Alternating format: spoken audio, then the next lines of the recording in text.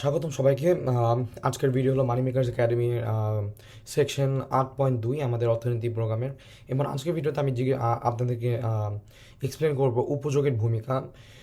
তো অর্থনীতিবিদরা কিভাবে লোকজনের মানে কিভাবে লোকজন যে একটা জিনিস কিনে যে যে যে হ্যাপিনেসটা পায়, ওটা হলো অর্থনীতিবিদরা ইউজ করে মোট উপযোগিতা এবং সীমান্ত উপযোগিতা।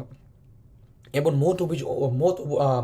উপযোগীটা হলো, আপনি যদি যেমন একটা দোকানে গিয়ে আপনি যদি একটা চকলেট কিনলেন বা আপনি যদি কোনো খাবার কিনলেন, ওইটাকে বলা হয় মোট উপযোগিতা।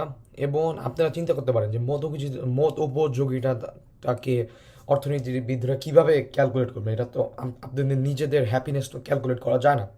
এবং এটা আসলে অর্থনীতিবিদরা ক্যালকুলেট করে না, কিন্তু তারা হলো মানে অনুমান করে যে আপনি যদি এই জিনিসটা কিনলেন, আপনি হলো এতটুক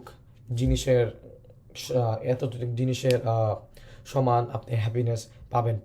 যেমন আপনি যদি একটা পানি কিনলেন, ওটা হলো 2টা চকলেটের হ্যাপিনেস, এরকমভাবে অর্থনীতিবিদরা ক্যালকুলেট করে। এবং সীমান্ত উপযোগিতা একটু ভিন্ন। সীমান্ত উপযোগিতা হলো, ফর এক্সাম্পল, বাংলাদেশে সবাই ফুচকা খেতে পছন্দ করে, কিন্তু আপনারা চিন্তা করতে পারেন যে প্রথমবার আপনি যখন ফুচকা খাবেন, ভাবলেন অনেক দিন পর আপনার খুব ভালো লাগবে, কিন্তু দ্বিতীয়বার আপনার ভালো লাগবে, কিন্তু প্রথমবারের মতো ভালো লাগবে না।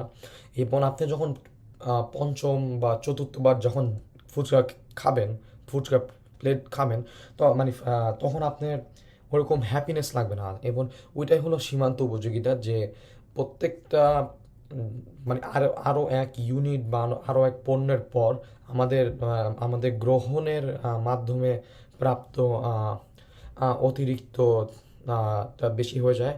এবং এটা কি বলে হলো সীমান্ত উপযোগিতা। এবং এটা হলো আমাদের এই দুইটা বিষয় আমাদের বোঝা খুব গুরুত্বপূর্ণ। কারণ বেশিরভাগ সময় কি হয়, লোকজন বেশি জিনিস কিনে ফেলে।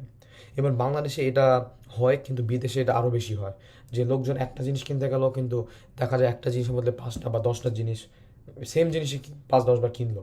যেমন আপনি যদি, ফর এক্সাম্পল, আপনি যদি একটা, অনেকে কি করে, যেমন অনেকে হলো একটা খাতা কিনতে চায়, কিন্তু একটা খাতা না কিনলে 10-15টা খাতা কিনে ফেলে, ভাবে ভবিষ্যতে কাজে লাগতে পারে। এবং এটা পুরোপুরি গ্রহণযোগ্য নয়, কারণ আপনার অর্থনীতিবিদরা বিশ্বাস করে যে এতগুলো জিনিস একসাথে না কিনে আপনি যদি প্রথমটা ইউজ করে শেষ করলেন, তারপর আরেকটা কিনলেন, ওটা হলো বেশি হয়। কারণ তখন আপনার হলো কোনো কিছু ওয়েস্ট যায় না। এবং এটাই হলো উপযোগের ভূমিকা, যেটা হলো আমাদের বিভাগ 8.2 অর্থনীতি প্রোগ্রামে লেসন প্ল্যানে লেখা আছে। এবং এর পরের ভিডিওতে আমি আপনাদের বোঝাবো ধারা 8.3, যেটা হলো যুক্তিসমিত বনাম আর্যক্রিক আচরণ। সুতরাং এই ভিডিও দেখার জন্য খুব ধন্যবাদ। এবার আশা করি আপনাদের পরের ভিডিওতে দেখবো, যেটা হলো ধারা 8.3 মানি মেকার্স একাডেমিতে। এবং আজকে ভিডিও দেখার জন্য মন থেকে ধন্যবাদ।